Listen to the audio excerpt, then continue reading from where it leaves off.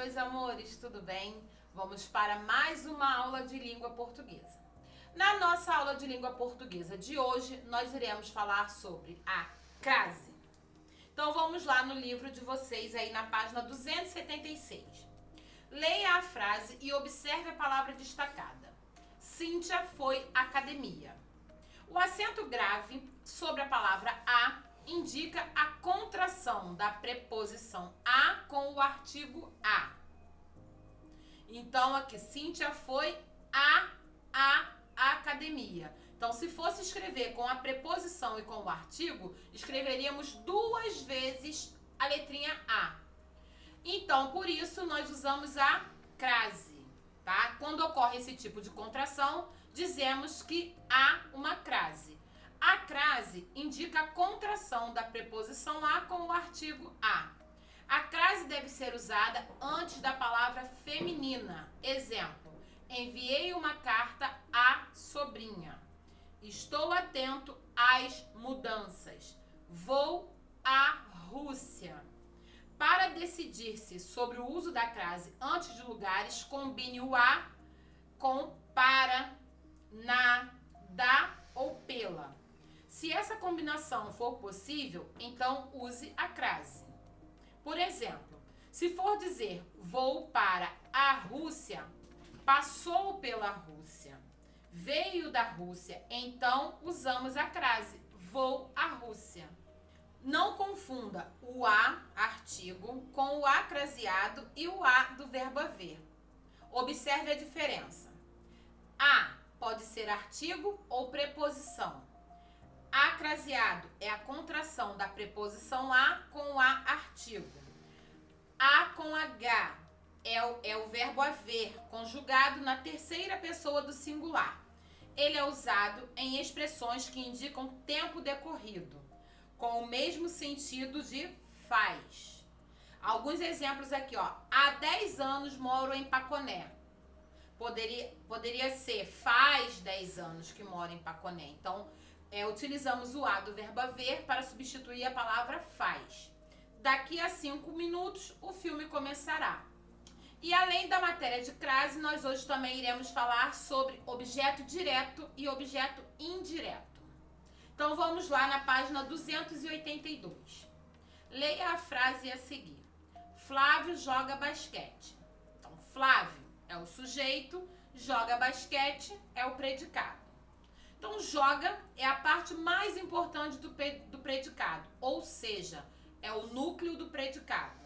É um verbo que precisa de um complemento. Observe, Flávio joga o quê? Basquete. Basquete é o complemento do verbo jogar, empregado sem preposição. Então, ele é um objeto direto. Objeto direto é o complemento que vem ligado ao verbo sem preposição. Esse verbo é um verbo transitivo direto. Agora vamos ver aqui outro exemplo. Anderson gosta de natação. Anderson é o sujeito, gosta de natação é o predicado. Gosta é a parte mais importante do predicado, ou seja, é o núcleo do predicado. É um verbo que precisa de um complemento. Anderson gosta de quê? De natação. De natação é o complemento do verbo gostar, empregado com preposição. É um objeto indireto.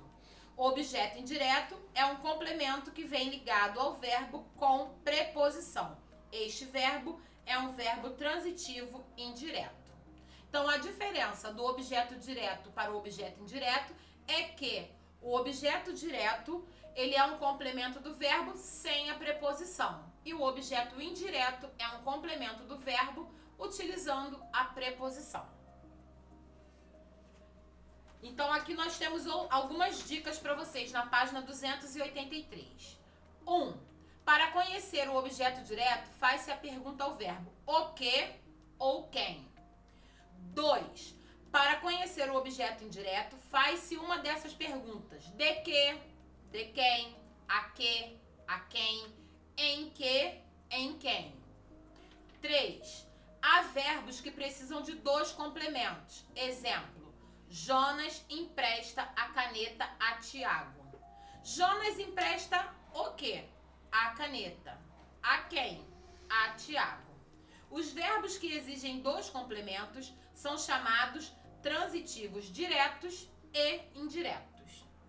Há verbos que sozinhos têm sentido completo, não precisa de complemento. Exemplo, a garça voou. Quem voou? A garça.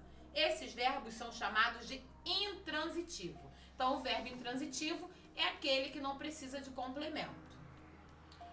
Além dessas atividades de crase e objeto direto e indireto, vocês têm também atividade de leitura e interpretação. Temos aí o primeiro texto, que é o texto 1, que está lá na página 274, tá? Então, a atividade de vocês hoje começa na página 274 e vai até a página 285. Essa foi a nossa aula de língua portuguesa de hoje e agora é com vocês. Um grande beijo e até a próxima aula. Tchau, tchau!